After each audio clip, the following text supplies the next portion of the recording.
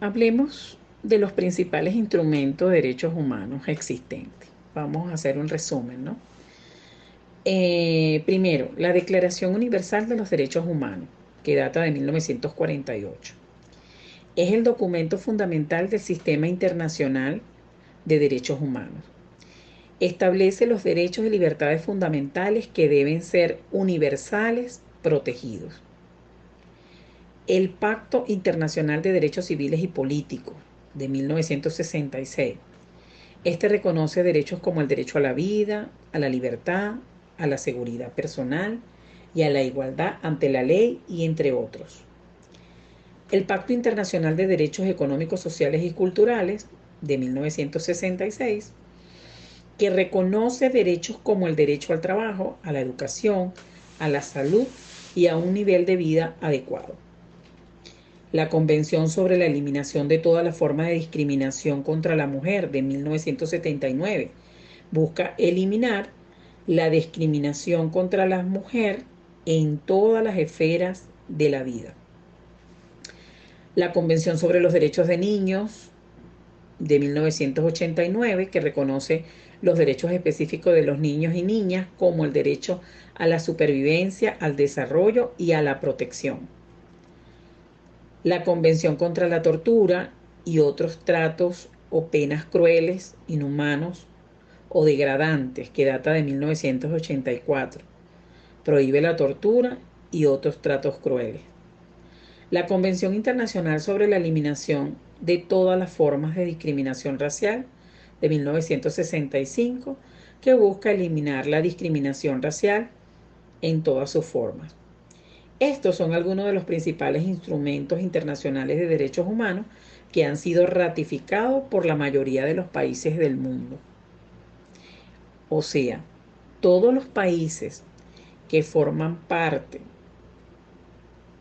de estos acuerdos, que los han ratificado, los han firmado, lo que han hecho con ese acto es comprometerse a cambiar todo su sistema jurídico de manera que éste pueda subsumirse en esos protocolos, normativas internacionales que garanticen los derechos humanos.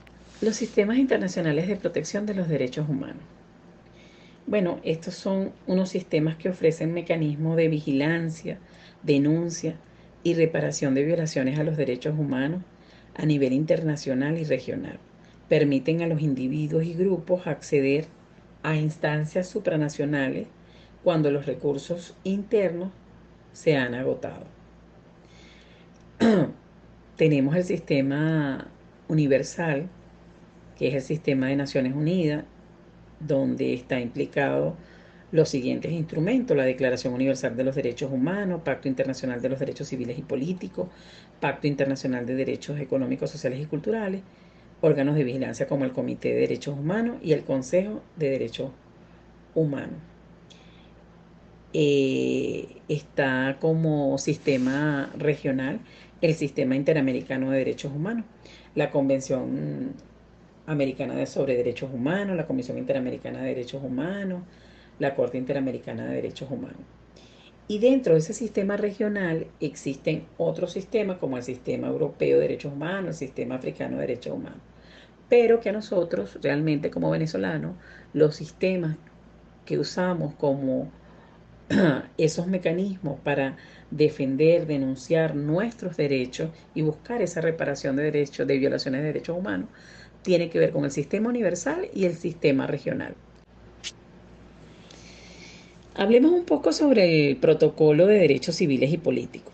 El Protocolo de Derechos Civiles y Políticos, también conocido como el Pacto Internacional de Derechos Civiles y Políticos, es un tratado internacional adoptado por la Asamblea General de las Naciones Unidas en 1966. Algunas características clave de este protocolo son: primero, derechos protegidos, derecho a la vida, la libertad y la seguridad de la persona, prohibición de la esclavitud, la tortura y los tratos crueles, inhumanos o degradantes, derecho a la igualdad ante la ley y la no discriminación, la libertad de expresión, religión, reunión y asociación, y el derecho a la participación en asuntos políticos y elecciones libres. 2. Supervisión y cumplimiento. Establece el Comité de Derechos Humanos de la ONU para monitorear el cumplimiento de los estados partes. Los estados deben presentar informes periódicos sobre las medidas adoptadas para cumplir el pacto. El comité puede recibir y examinar denuncias de individuos sobre violaciones de sus derechos. 3. Entra en vigor y ratificación este protocolo en 1976, después de ser ratificado por 35 estados. Actualmente 173 países son estados parte del pacto, entre ese Venezuela. En resumen, el protocolo de los derechos civiles y políticos es un instrumento internacional fundamental que establece estándares universales para la protección de los derechos humanos básicos y crea mecanismos de supervisión para asegurar su cumplimiento por parte de los estados. Dicho todo esto, no me queda más nada que agradecer la disposición y el tiempo que han dedicado para este foro chat, a lo cual les invito ahora a ir a la parte práctica, porque no hemos terminado todavía.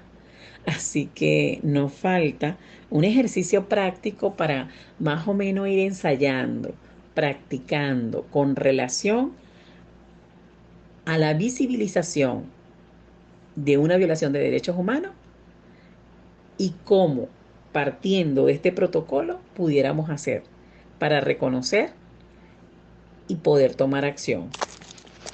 Entonces, manos a la obra.